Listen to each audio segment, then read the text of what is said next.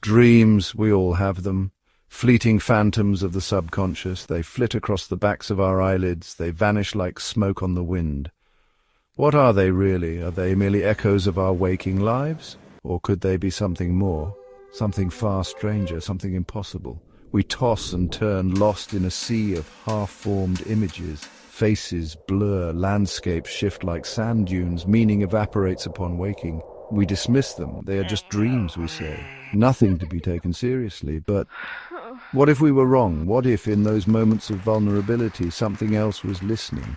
The human mind is a fragile thing, a fortress of bone guarding a delicate, intricate world within. But every fortress has its weaknesses, every wall its cracks, and sometimes, in the dead of night, when our defenses are at their lowest, something slips through, a signal, a whisper from the void. It began subtly. An increase in vivid dreams reported across the globe. At first no one noticed. Why would they? Dreams are, by their very nature, fleeting and strange. But then the patterns began to emerge. Across continents and cultures, the dreams coalesced around shared themes. Images of swirling galaxies, distant nebulae bursting with impossible colors, and at the center of it all, a pulsating light, a beacon cutting through the darkness. Was it a shared human experience, a collective unconscious bubbling to the surface, or something more? Sleep became a collective fever dream. People everywhere were talking about it. The news was filled with speculation. Experts were baffled. Psychologists muttered about mass hysteria. Astronomers scanned the heavens, their instruments finding nothing.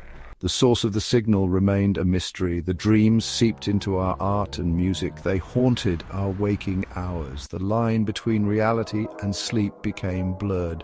We became obsessed, desperate to understand. What was this message from beyond the stars? Who was sending it? And what did it mean for humanity? The answer, when it finally came, was not from some prestigious university or government agency. It came from a small team of independent researchers, a ragtag group of astrophysicists, mathematicians, and one lone eccentric dream analyst. They were united by a single burning question. What if the universe was trying to tell us something? Initially, the scientific community met these claims with skepticism. Dreams were the realm of psychology, not astrophysics, but the data was undeniable, a faint signal buried deep within the background noise of the universe. It was incredibly faint, easily mistaken for random cosmic static.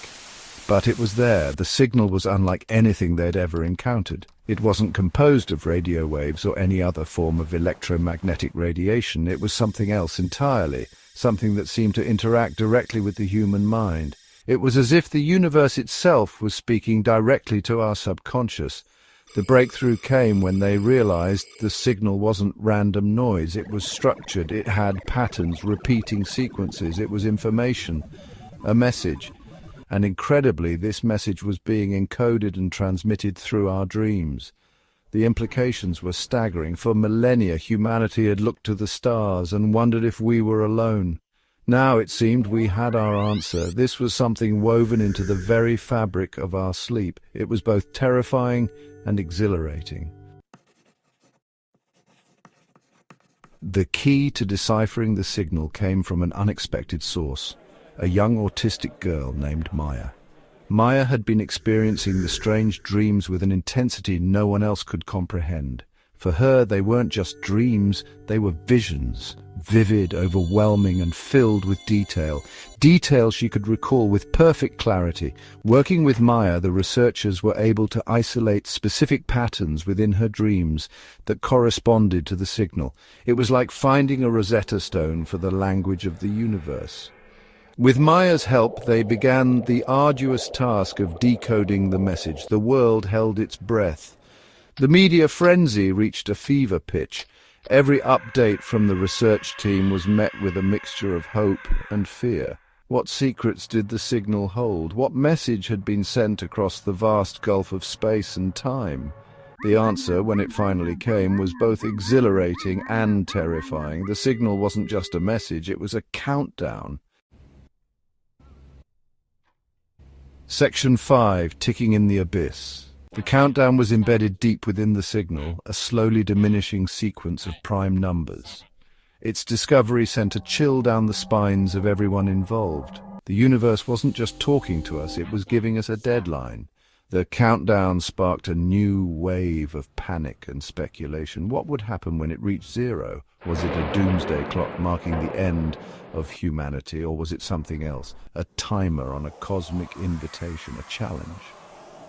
The research team worked tirelessly, analyzing the signal, searching for clues. The pressure was immense. The fate of humanity, it seemed, rested on their shoulders. They had to understand the message, had to decipher its meaning before it was too late.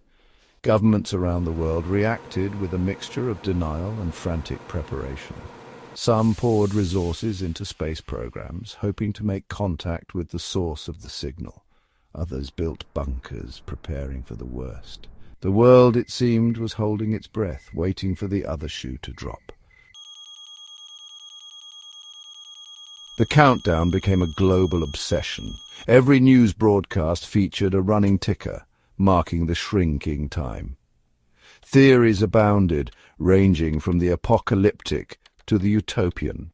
Was the signal a warning from a dying civilization, a cautionary tale about the dangers of unchecked technological advancement, or was it an invitation, a beacon calling us towards a greater destiny among the stars? Religious leaders offered their own interpretations, some proclaiming it the end times, others a sign of divine intervention. The lines between faith and science blurred as never before. The universe, it seemed, had a way of making us confront the biggest questions. Amidst the fear and uncertainty, a glimmer of hope emerged. Some saw the countdown not as a threat, but as a challenge, a test posed by an unknown intelligence. A cosmic filter designed to separate the wheat from the chaff. Could humanity rise to the occasion? Could we decipher the message in time and prove ourselves worthy? The world watched and waited, caught between hope and despair.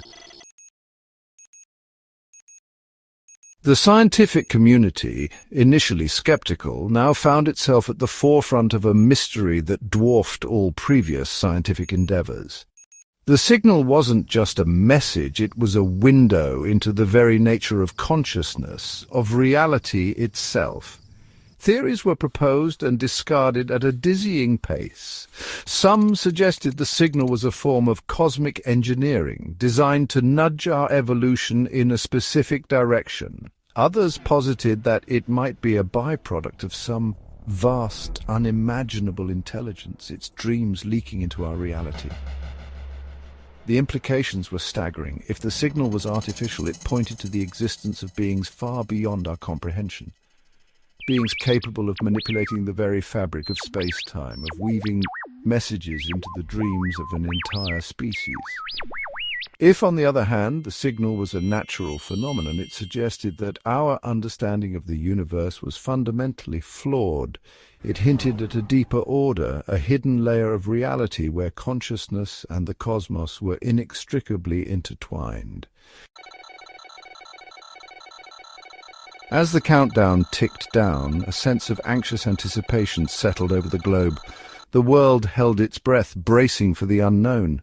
The signal had become a mirror, reflecting back our hopes and fears, our capacity for both great ingenuity and utter self-destruction. Some embraced the unknown with open arms, eager to see what the future held.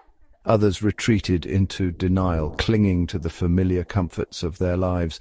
The countdown had become a Rorschach test, revealing the true nature of humanity on a global scale. The signal, whatever its purpose, had irrevocably changed us.